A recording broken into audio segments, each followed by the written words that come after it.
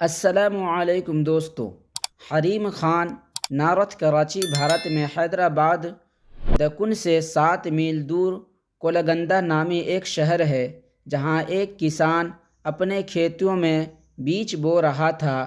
صبح کا وقت تھا، علاقے کا نواب سیر کرتا ہوا وہاں سے گزرا۔ کسان کو محنت سے کام کرتے ہوئے دیکھ کر نواب نے سوچا کہ کسان سے اس کی خیریت دریافت کرنی چاہیے۔ وہ گھوڑے سے اترا اور کھیت کے کنارے پہنچ کر کسان سے پوچھا، کیوں بھائی، کھیتی باڑی میں تم اس قدر محنت کرتے ہو، کتنا کچھ کما لیتے ہو، کچھ فائدہ بھی ہوتا ہے یا نہیں؟ کسان نے سر اٹھایا اور نواب سے کہا، فائدہ کیا جناب، فصل کٹنے کے بعد اس کے 4 حصے کر لیتا ہوں۔ نواب نے پھر پوچھا، اچھا تو ان 4 حصوں کو خرچ کیسے کرتے ہو؟ کسان نے جواب دیا، ایک حصہ تو حکومت کے ٹیکس میں چلا جاتا ہے، دوسرا حصہ قرض چکانے میں ختم ہو جاتا ہے، تیسرا حصہ ادھار دیتا ہوں اور باقی چوتھا حصہ یوں ہی لٹا دیتا ہوں۔ نواب کو کسان کی یہ عجیب و غریب باتیں سن کر بہت تعجب ہوا۔ حیرت سے پوچھا، تمہاری باتیں میری سمجھ میں نہیں آئی، صاف صاف بتاؤ کیا معاملہ ہے؟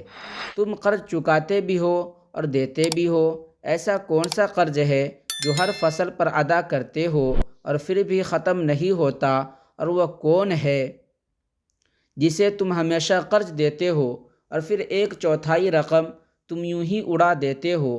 کسان نے جواب دیا، جناب بات دراصل یہ ہے کہ میرے والد نے ایک ساہوکار سے رقم ادھار لی تھی، والد کے مرنے کے بعد اس کا سود ادا کر رہا ہوں، ایک حصہ ٹیکس دینے کے، دوسرا حصہ یہ ادا ہو جاتا ہے، اور تیسرا حصہ کسے ادھار دیتے ہو؟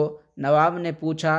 کسان نے کہا، یہ میں اپنے 2 لڑکوں پر خرچ کرتا ہوں تاکہ بڑھاپے میں وہ مجھ پر خرچ کرے۔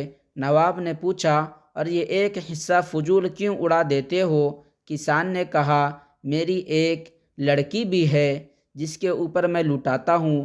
آپ کو پتہ ہے کہ آج کل جہیز کے بنا شادی نہیں ہوتی، اور جہیز ایک فضول رسم ہے، چوتھا حصہ اس کے جہیز کے لیے رکھتا ہوں، میری نظر میں یہ رقم لٹانا ہی ہے۔ نواب اس کے مدلل گفتگو سے بہت متاثر ہوا اور ایک بڑی رقم اسے انعام کے طور پر دے کر رخصت ہو گیا۔ میرے دوستوں، یہ بہت ہی اہم بات تھی۔ اگر آپ میرے چینل پر نئے ہیں تو اسی طرح کے ویڈیو دیکھنے کے لیے چینل کو ضرور سبسکرائب کر دیں۔